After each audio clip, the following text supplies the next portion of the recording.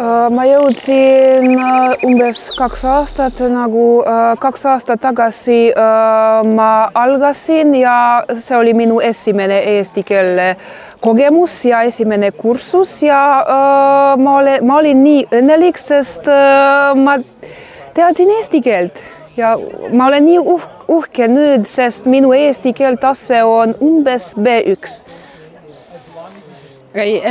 Minu poolest on nii, et mis on eriline minu poolest on see, et ma õppisin eesti keele ära mitte Eestis, vaid välismaal. Siis minu eesti keele õppimise tee algas palju aastaid tagasi, kui ma läksin ülikooli Venemaal, kust ma olen pärit. Ja siis ma läksin ülikooli ja ma mõtlesin, no okei, inglise keel on väga huvitav, aga see on okei ja siis ma tahan õppida midagi põnevamat ja midagi huvitavamat. Ja ma nägin, et meie ülikoolis pakuti eesti keele kursust. Seda kursust pakuti Tartu Ülikooli õppejõud. Ja ma läksin sinna ja ma ütlesin, no miks mitte proovida. Eesti keel on väga põnev. No sinu eesti keel on nii suurepärane. No natukene rohkem õppin seda. Ja, aga sa räägid nagu sa oled pärit Eestis. No nüüd võib-olla, aga no alguses ei olnud niimoodi muidugi. See oli päris raske, aga see oli väga huvitav. No minu lugu on väga lihtne, siis ma olen pärit Peterburist. Peterburi ei ole väga kaugel Eestist. Ja tegelikult inimestel, kes elab Peterburis, on väga palju tegelikult seoseid Eestiga. On väga palju eestlasi, kes elavad Peterburis või võib-olla nad, ma ei tea, nad ei oska eesti keelt mõnikord, sellepärast nad on elanud seal palju aastaid, aga ma tundsin väga palju eestlasi, kes elasid Peterburis. Samas ma käisin Eestis päris palju, sellepärast see on väga mõnus maa, kuhu sa saad nagu nädalavahetusel minna ja Tallinna vaadata, ma ei tea, Tartut vaadata ja nii edasi. Siis on väga palju tegelikult seoseid, kultuurilised seoseid, nimelt Peterburiga ma ütleksin, mitte näiteks võib-olla teiste Vene linnadega, nagu mina märkasin, soome-ugrilasi, mitte ainult eestlasi, aga vaid soomlasi ka, siis meil on selline kuidas öelda, ühine piirkond või kuidas. Selles mõttes esimest korda ma käisin Eestis, kui ma olin koolilaps ja ma käisin lastelaagris, mis oli Ida-Virumaal. Ja see oli minu esimene elamus Eestist ja ma mäletan minu esimene sõna, mida ma lugesin eesti keeles, see oli sõna šašlik. Ja see oli sõna, mida ma sain aru, sellepärast šašlik vene keeles ja eesti keeles on sama, aga see oli kirjutatud niimoodi koos õõga ja ma olin väga üllatunud selle üle, sellepärast mis koos selle, ma ei tea, joonega, mida see tähendab, aga see oli šašlik ja ma mõtlesin, no nii huvitav.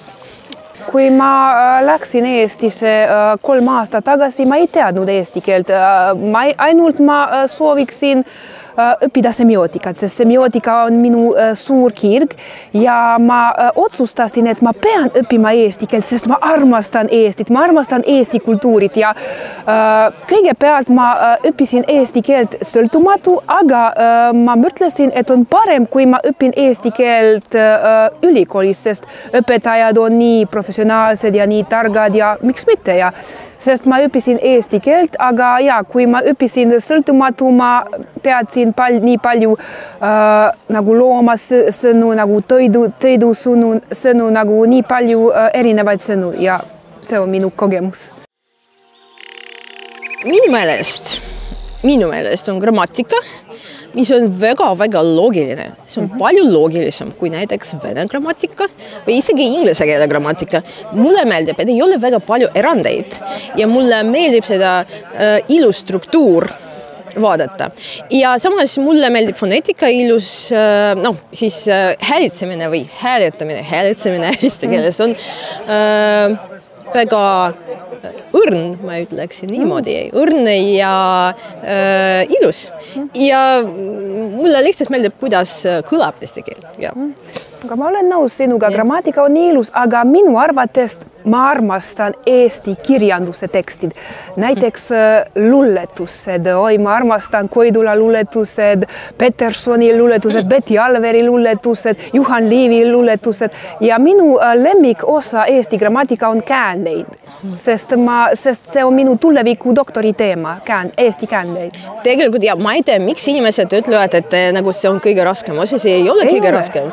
Kääned on lihtsalt minu meelest, need on väga loogilised, see on nagu konstruktor ja sa lihtsalt õpid ära need reeglid ja kasutad kõik. Ma ei tea. Ja kääned on väga õigused, ei ole väga palju keeli, kus on nii palju käändeid. Ja meil on nagu 14 käändeid. 14. Aga horvaatia keeles meil on 7. Ja see on eriline tegelikult.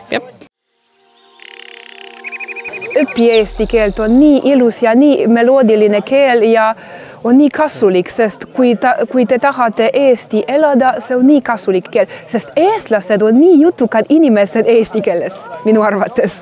Ja. Mina ütlesin niimoodi, et kui sa elad Eestis, näiteks kui sa oled välismaalane, kui sa elad Eestis ja sa hakkad elama Eestis edasi, siis muidugi sa saad elada ilma eesti keeleta, siin palju inimesi, kes oskavad inglise keelt, pole probleemid, aga kui sa oskad eesti keelt, sinu elu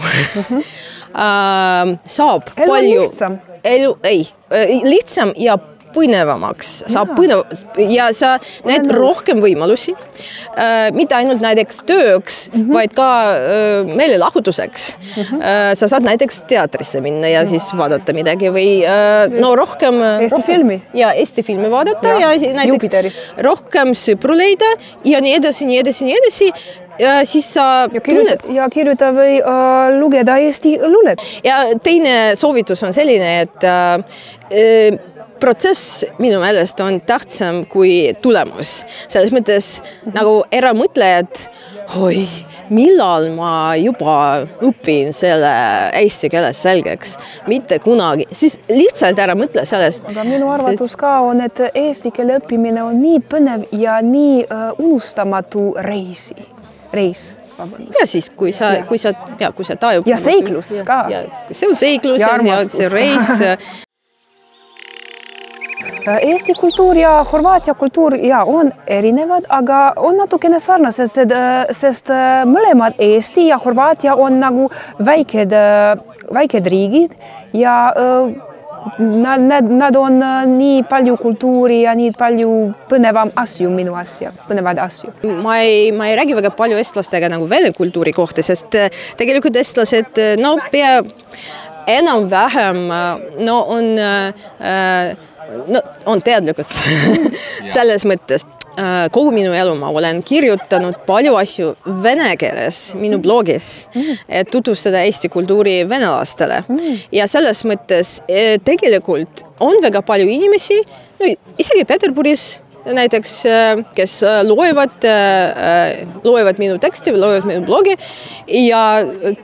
ja nad armastavad Eestit, sellepärast nad vaatasid, et siin on väga palju asju, millest nad ei teadnud varem, aga on väga palju huvitavaid asju, näiteks loodus. Kirjutan eesti keeles nagu vene keeles, aga et eesti keeles on nii huvitavaid sõnu või mõnusaid fakte eesti keele kohta ja inimesed tulevad ja ütlevad, ma tean, et eesti keelt mul ei ole vaja mitte kunagi. Ma elan kuskil, ma ei tea, Saksamaal või Siberis. Ma lihtsalt loen ja ma mõtlen, ma tahan seda õppida. Võt see on kõige minu kompliment, mida ma sain. Siis võib midagi teha, et need kultuure natukene seost tekitada. Ja siis ma mõtlen, see on väga tähtis. Lingvistina ma saan öelda, et umbes 1 miljon, see on väga palju. Maailmas on väga palju, nagu tuhandeid keeli, kus inimesi on palju vähem. Aga minu arvates, minu jaoks eesti keele õppimine ja teadmine on vaim. võim, vabandust, ei ole võim. Ja vaim ka. Ja vaim ka, jaa. Sest eesti keel ei ole Indo-Euroopa keel. Eesti keel on soome-ugri keel. Eesti keel on erinev. Eesti keel on võib-olla keerulisem. Eesti keel on võib-olla raskem. Aga kui sa tead eesti keelt, erinev keel, see on võim. See on kõige suurem võim. Sa oled kangelane. No jah. See on minu jaoks.